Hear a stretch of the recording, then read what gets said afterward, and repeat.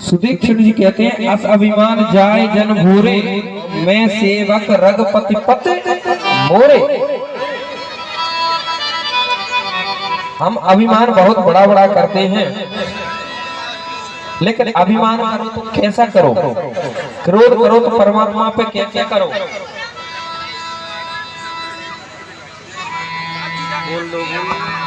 श्री राम भैया, हमारे भाई लोग पीछे खड़े हुए हैं, थोड़ा शांति बनाए रखें। मोबाइल चलाना है, थोड़े नदिया के पास साइड जाओ ना चलाने के लिए। तो कहते हैं क्रोध भी करो तो परमात्मा से कैसा करो। यदि क्रोध करना है तो कैसे करना चाहिए परमात्मा से। ब्रजवासी क्रोध करते हैं कन्हैया से, और महाराज कभी गाल पे गुलचा मार देते थे, कभी घोड़ा बनाकर स्वयं परमात्मा पर बैठ जाते। खेलन में कोऊ काऊ को नहीं घुसैया, खेल में कोई किसी का मित्र नहीं होता। तो महाराज कभी खेल खेलते हैं तो भगवान के ऊपर ही बैठ जाते हैं और भगवान को घोड़ा बना लेते हैं। महाराज क्रोध करो परमात्मा से करो, स्नेह करो परमात्मा से करो। क्रोध करनी कोई बुरी बात नहीं है, लेकिन मौका देखकर क्रोध करना चाहिए। क्या कौन सी परिस्थिति कैसी है, क्रोध करना है कि नहीं करना, स्नेह का समय है कि नहीं है। और देखो बनावटी बिल्कुल भी ना तो प्रेम करो ना क्रोध करो।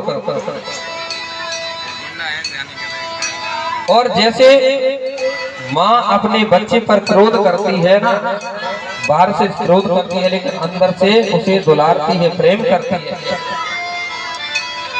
ऐसे ही क्रोध करो।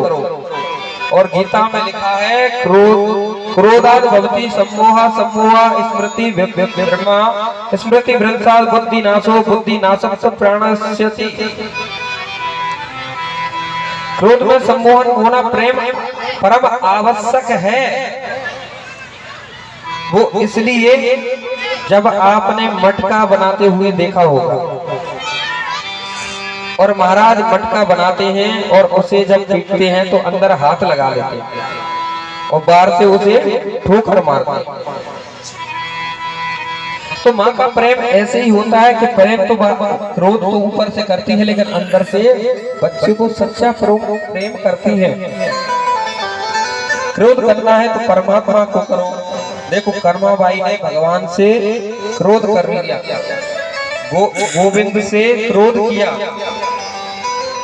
बोले आप जब तक खिचड़ी नहीं खाओगे जब तक मैं यहाँ से नहीं जाऊंगी। कर्माबाई का नाम तो सुना ही होगा, भक्तमाल में कर्माबाई की बड़ी सुंदर कथा आती है। अब महाराज यहाँ तो कथा सुनने में भी लोग कहते हैं महाराज कथा कहीं न थोड़ा सा हास प्रयास हो जाता, मनोरंजन होता, लेकिन भगवान की कथा देखो। कर्माबाई की कथा आती है कि थाली भरकर लाई रे खिचड़ो, बापर घी की था बड़ी, और जीवे मेरो श्याम दड़ी जिवावे बेटी जाट की। महाराज कर्माबाई ने खिचड़ी बनाई और भगवान को भोग लगाया।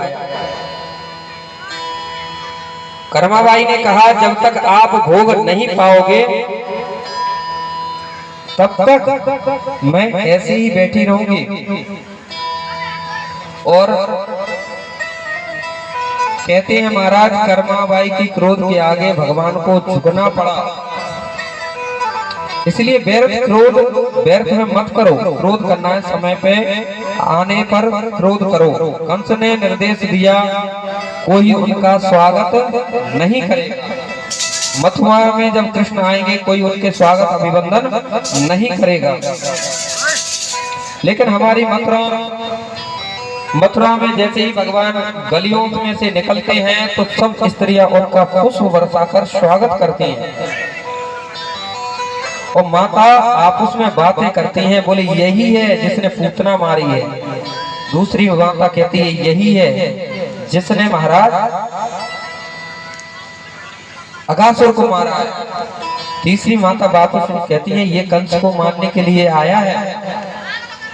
और हमारी कष्ट से निवृत्ति भी करेगा। अपनी 48 आंखों पर चढ़ गई, सोचने लगी लाला इधर निकलेगा तो हम भी पुरुष बरसाएंगे, तो सबका प्रेम उमड़ता जा रहा है। कन्हैया ने सोचा कंस का उद्धार बाद में करेंगे। कन्हैया ने बाबा से कहा, बाबा देखो धनुष यज्ञ मामा जी ने कितना सुंदर यज्ञ रखा है और जिसे हमें आमंत्रित किया, कितना सुंदर मथुरा नगरी है।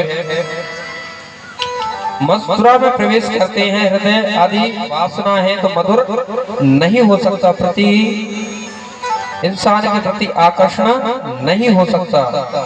जिसने मां अपनी वासनाओं का दमन कर लिया, वासनाओं को त्याग दिया, उसी का नाम मथुरा है। आपका हृदय भी मधुर बन जाएगा। अधुरम मधुरम मधुराद पतेरखिलम मधुरम।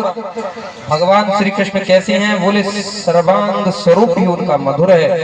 और जब अंतःकरण आपका शुद्ध बनेगा तो आपका हृदय भी मधुर बन जाएगा।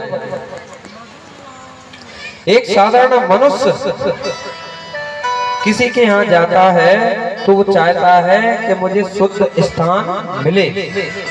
भगवान का हृदय में बैठाना है तो अंतःकरण को शुद्ध बनाना पड़ेगा। अगर गंध की भरी होगी मद और मत्सर जब आपके अंदर व्याप्त होंगे तो क्या परमात्मा वहां आएगा? क्या परमात्मा वहां नहीं आ सकता। अंतःकरण को शुद्ध बनाओ, निर्मल बनाओ। गोविंद को जब आप प्रेम से बुलाओगे तो आपके हृदय में आकर विराजमान हो जाएंगे। मथुरा के नर नारियों ने भगवान का बड़ा सुंदर स्वागत किया। आज कृष्ण की उम्र है 11 वर्ष 55 दिन। भगवान 11 वर्ष 55 दिन के हो गए। बाल कृष्ण जब गलियों में से जाते हैं बड़ा ही स्वागत करते हैं और महाराज सत्ता भी उधर ही झुकती है। लोग अपना स्वार्थ पहले देख लेते हैं। आज व्यापारियों ने सुना कि भगवान आए हैं तो सबने बड़ा स्वागत किया परमात्मा का और महाराज अर्घ वर्ग से उन्हें स्वागत किया। कृष्ण बलराम जब नगर में भ्रमण कर रहे थे सबने बड़ा स्वागत किया, क्योंकि परमात्मा जब ही मिलेंगे जब आपका अंतःकरण शुद्ध होगा, मन सुंदर होगा। और परमात्मा को जब आप अर्पण कर दोगे तो परमात्मा आपके हृदय में बसने के लिए अवश्य आएगा।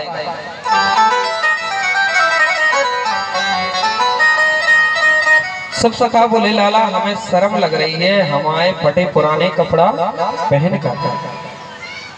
और महाराज मथुरा बड़ी सुंदर नगरी है, यहाँ बड़े बड़े लोग रहते हैं, बड़े सुंदर सुंदर वस्त्र पहनते हैं और लाला हम इनके बीच में फटे पुराने कपड़ा पहने हुए हैं, हमें बड़ी शर्म लग रही है। और लाला जब मथुरा में हम गलियों से निकल रहे थे तो कैसे पुष्प बरस रहे थे हमारे ऊपर, तुमने देखा?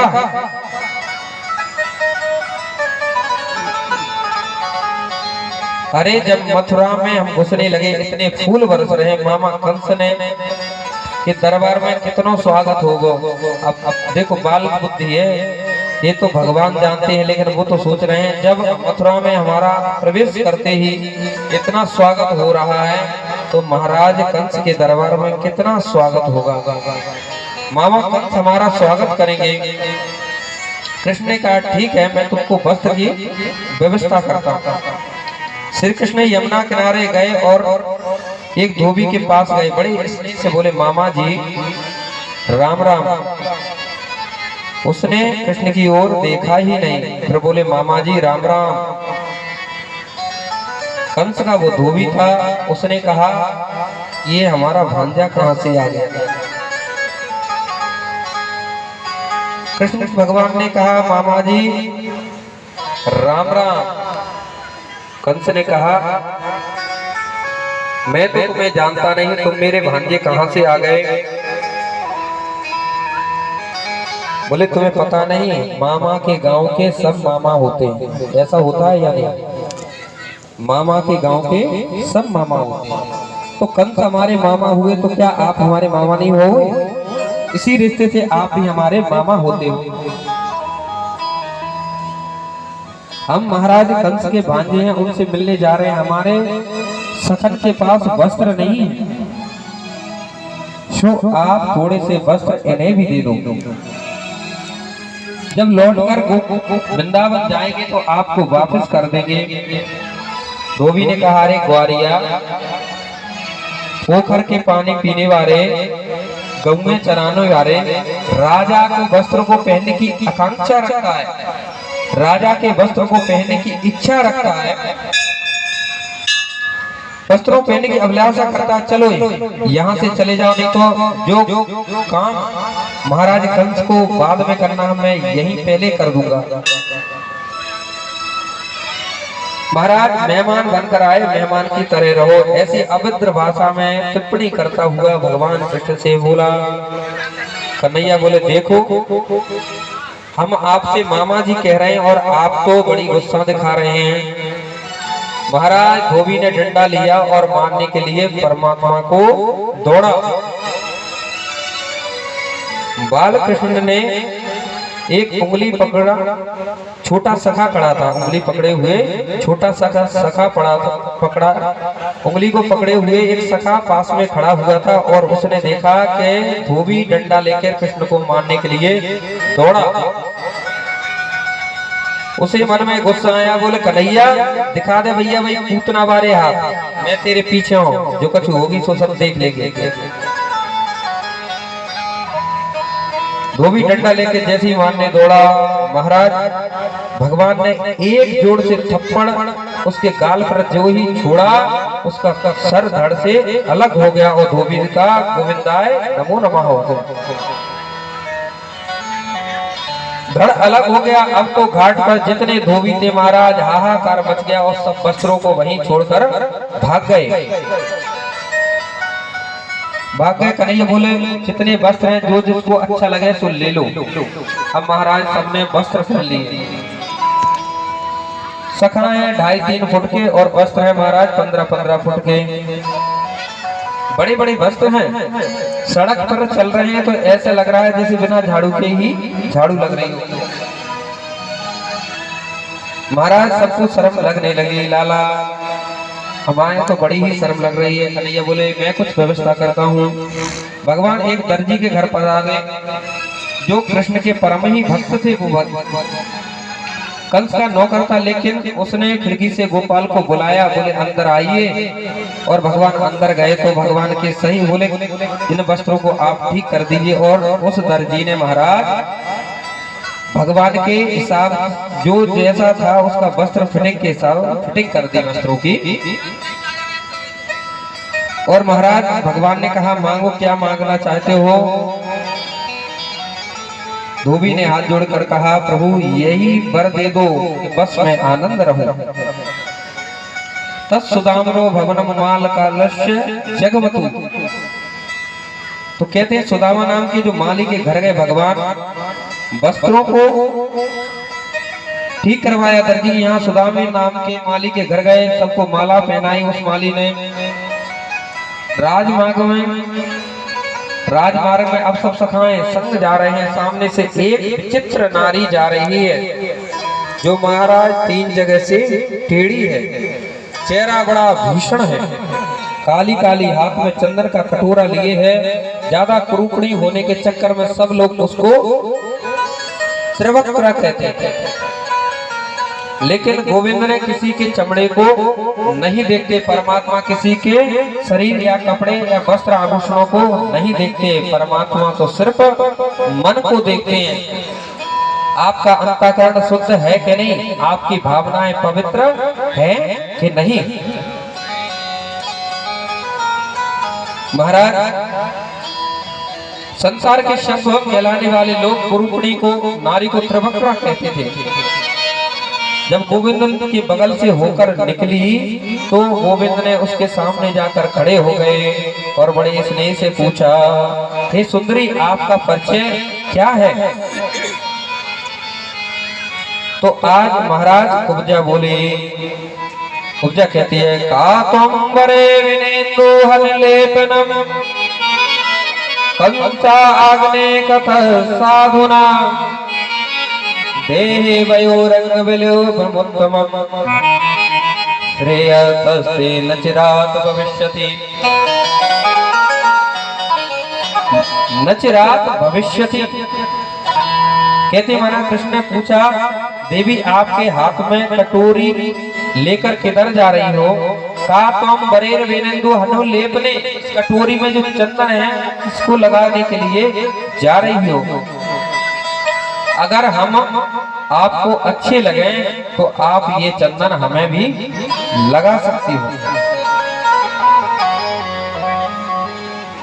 उसके तो मन का मयूर नाचने लगा, मन में रसगुल्ले फूटने लगे। महाराज उसने अपना घूंघट उठाया, क्योंकि पहली बार किसी ने उसको सुंदरी कह के बुलाया, नहीं तो कोई त्रिवक्रा, कोई कुब्जा, कोई उल्टा, न जाने महाराज कितने नामों से बुलाते थे। पहली बार भगवान ने उसे सुंदरी कहकर बुलाया। हृदय में आनंद रूपी हिलोरे उठने लगे। कन्हैया से बोली, आपने मेरा परिचय पूछा? कृष्ण बोले, जी हाँ, आपका ही परिचय पूछा। तो गोपाल मैं अपना क्या परिचय दूं आपको? कुब्जा कहती है, दासस्य सुंदरम कंस सम्मता प्रवक्कर नाम हनुलेप कर्मणि मद्भक्ति भोजपते रति प्रियम बिना युवेन कौन नव दरहति। मैं महाराज कंस की दासी हूँ और मेरा नाम शैलेंद्री है, लेकिन कमर 3 जगह से टेढ़ी होने के चक्कर में लोग मुझे कुब्जा कहते हैं, त्रिवक्रा कहते हैं। कोई नाम लेकर मुझे नहीं बुलाता, कोई त्रिवक्रा कहता है। गोपाल, आज पहली बार किसी ने मुझे सुंदरी कह के बुलाया है। किसी ने मेरा आज पहली बार परिचय पूछा है। दुनिया के लोगों को कभी किसी ने मेरा परिचय नहीं पूछा। मेरा घिसा हुआ चंदन महाराज कंस को बहुत प्रिय है। लगता है तो आज मेरा मन आपको चंदन लगाने का है। क्या आप मेरे हाथ से घिसा हुआ चंदन लगाना पसंद करोगे, स्वीकार करोगे? उस त्रिवक्रा ने कृष्ण के सखाओं को चंदन लगाया, बलराम जी को चंदन लगाया, गोविंद को भी चंदन लगाया। नेत्रों से आंसू झर पड़े। सोचा ये रंग की काली है, त्रिवक्रा है, इसलिए लोग इससे बात नहीं करते।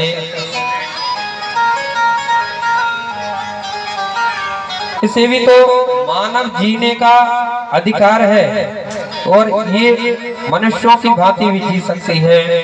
कन्हैया ने कुब्जा को अपने नजदीक बुलाया। बोले, जैसे कन्हैया के पास आई बालकृष्ण ने उसकी थोड़ी से 3 अंगुल लगाए महाराज, और जरा सा झटका दिया कि वो परम सुंदरी हो गई।